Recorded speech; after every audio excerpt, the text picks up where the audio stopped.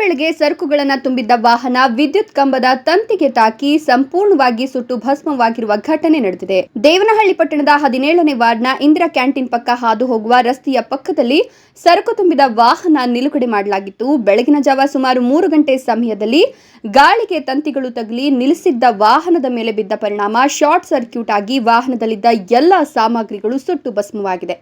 ಇನ್ನು ಪಕ್ಕದಲ್ಲಿಯೇ ಅಗ್ನಿಶಾಮಕ ದಳ ಠಾಣೆ ಇದ್ರೂ ಸಹ ಬೆಂಕಿ ನಂದಿಸಲು ಬಂದಿಲ್ಲ ಎಂದು ಸ್ಥಳೀಯರು ಆರೋಪಿಸಿದ್ದು, ಬೆಳಗಿನ ಜಾವ ಘಟನೆ ಸಂಭವಿಸುತ್ತಿದ್ದಂತೆ ನೀರು ಹಾಕಿ ಹಾರಿಸಲು ಸ್ಥಳೀಯರು ಪ್ರಯತ್ನಿಸಿದ್ದಾರೆ.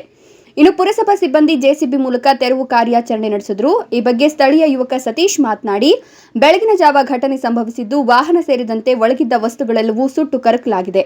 ಸುಮಾರು ನಷ್ಟವನ್ನ ಉಂಟು ಮಾಡಿದೆ ಅಂತ ಹೇಳಿದರು.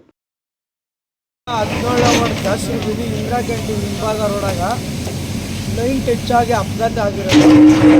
ಗಾಡಿ ಏನೂ ಇಲ್ಲ, ಅಲ್ಲಂತೆ ನೋಡಿ ಗಾಡಿ ಎದುರುಗಡೆ, ಗಾಡಿ ಒಳಗಡೆ ಏನೂ ಇಲ್ಲ. ಸುಮಾರು ಒಂದು 2 ಕೋಟಿ ರೂಪಾಯಿ ಐಟಮ್ ಐತೆ ಗಾಡಿ ಒಳಗೆ, ಏನು 1 ರೂಪಾಯಿ ಐಟಮ್ ಇರಲಿಲ್ಲ. ಎಲ್ಲ ಬ್ಲಾಸ್ಟ್ ಆಗಿಬಿಟ್ಟೈತೆ, ಬೆಂಕಿ ಒಳಗೆ ಎಲ್ಲ ಸುಟ್ಟೋಗೈತೆ.